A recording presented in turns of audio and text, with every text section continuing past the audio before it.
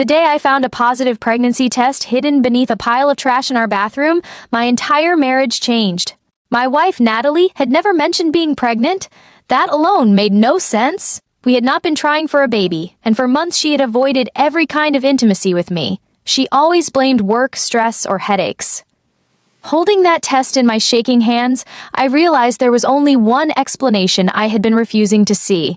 Instead of confronting her, I carefully placed the test back exactly where I found it. Natalie had always been incredibly good at manipulating every argument. If I accused her without proof, she would somehow convince me I was overreacting. So I smiled, acted normal, and decided to watch instead of speak. The next morning, she behaved as though nothing had happened. She kissed my cheek, poured herself coffee, and casually scrolled through her phone. But I noticed something different. She never let that phone leave her hand. She even carried it into the bathroom several times. When I casually asked if everything was okay, she laughed and claimed she had stomach problems from sushi. The lie was obvious because we had not eaten sushi in weeks. While she was at work, I searched the house. Inside the trash, I found a receipt from a boutique in another town. It listed luxury candles, expensive lingerie, and a bottle of men's cologne. None of those things had ever entered our house.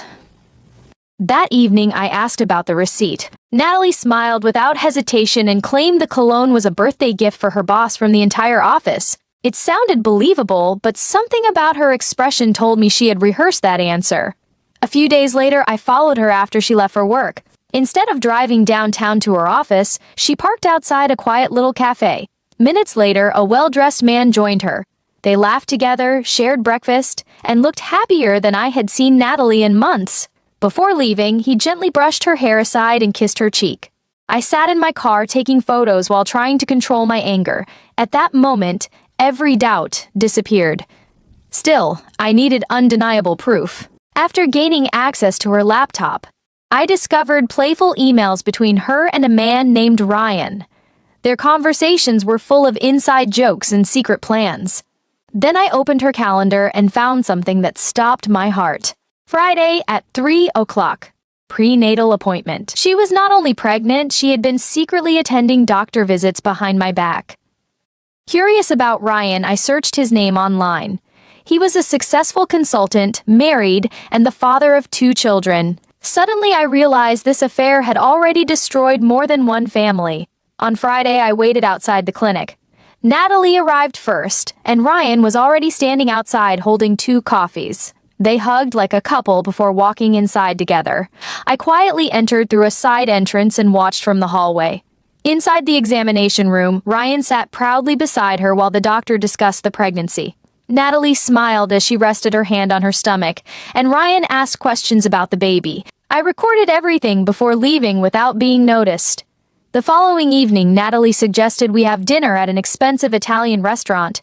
She acted like the perfect wife, smiling and making small talk. Halfway through the meal, I calmly mentioned her late nights, the coffee meetings, and finally the prenatal appointment. Her smile disappeared instantly.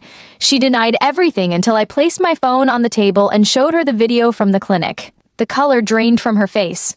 Finally, she admitted she had been having an affair with Ryan. Instead of apologizing, she claimed I had become boring and predictable, and that Ryan made her feel alive again. Those words hurt more than the betrayal itself. I reminded her that I had spent years supporting her while she secretly planned to make me raise another man's child. Then I told her I had every photo, email, and recording I needed.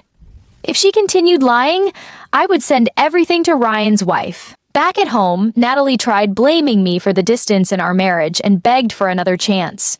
This time, I refused to accept the guilt she wanted me to carry. I told her to pack her bags and leave. Before sunrise, she was gone. The next morning, I emailed every piece of evidence to Ryan's wife, Christine. I included the photos, the clinic video, and screenshots of their conversations. Within an hour, she replied with a heartbreaking message thanking me for telling her the truth. She had already decided to file for divorce. Later that day, Ryan called me in a panic. He accused me of ruining his life. I calmly reminded him that I had not destroyed anything he had done, that the moment he chose to betray his own family before hanging up, I warned him never to contact me again.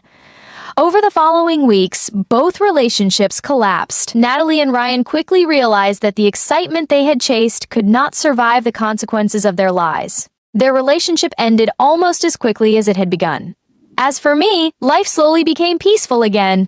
I started running every morning, picked up my guitar, and spent time with friends I had neglected during my marriage. One afternoon, while cleaning my office, I found an old wedding photo of Natalie and me. I looked at it for a few seconds, smiled at the man I used to be, and quietly fed it into the shredder. That was the moment I truly moved on. Betrayal almost destroyed me, but in the end it gave me something far more valuable than revenge. It gave me the courage to walk away, reclaim my life, and understand that the greatest victory is never making the people who hurt you suffer. It is becoming someone they can never hurt again.